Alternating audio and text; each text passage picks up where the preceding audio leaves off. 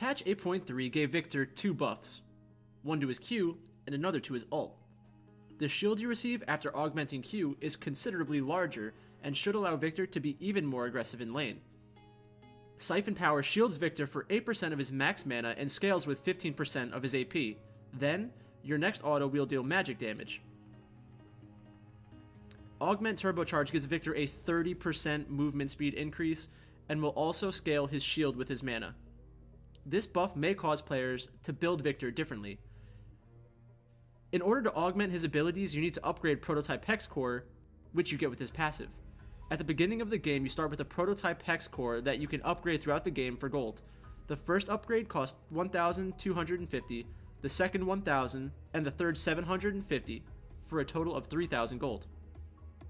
When you first upgrade Perfect Hex Core, most players choose to augment his E, Death Ray. Death Ray is a linear ability that you can target similar to Rumble's ult. Augment Aftershock causes Death Ray to deal damage again and has a better AP ratio. This is his main source of wave clear, and it makes him one of the best wave clear champions in the game. Viktor's W is Gravity Field, and you'll upgrade this last. Viktor deploys a device that slows enemies, and if they are trapped within it for too long, they're going to get stunned and dragged to the center.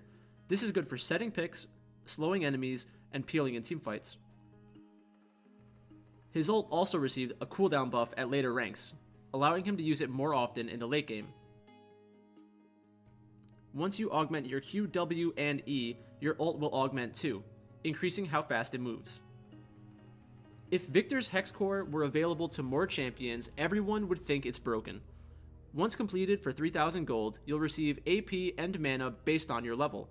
At level 18, you get 180 AP and 450 mana, making Hex Core the largest source of raw AP from one item in the entire game. The 450 mana is only less than a fully stacked RoA and Iceborne Gauntlet. The raw stats make this item 150% gold efficient at level 18. One problem with Hex Core is that the 1,250 gold you need to save can be difficult to accomplish in one back, which has caused some players to go Futures Market. Personally, I go with Airy, Mana Flow Band, Transcendence, and Scorch if I want to do more damage in lane. But since Viktor's real power spike comes with his upgraded Hex Core, he's also really strong around the 20 to 30 minute mark, where Gathering Storm starts to give huge value. For the secondary tree, I take Perfect Timing and Biscuit Delivery. Biscuit Delivery increases your mana pool by 40 each time, and synergizes well with his mana ratio on Q. Now we should figure out how Perfect Hex Core compares to the other popular first items. The most popular first items for champions like Viktor are Morellonomicon and Rod of Ages.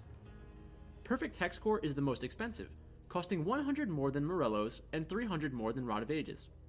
At level 18, Perfect Hex Core gives more AP and mana, but you will need to reach that point in the game. When first purchased, normally between levels 8 to 10, you will have less AP and mana than Morello's.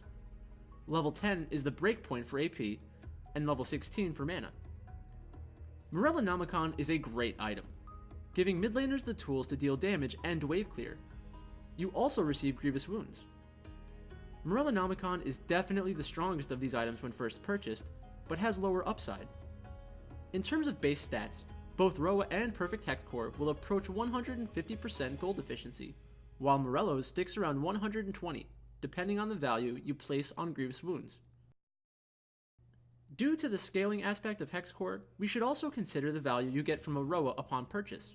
In most games, Perfect Hex Core will offer more AP throughout the game, but less mana and no health.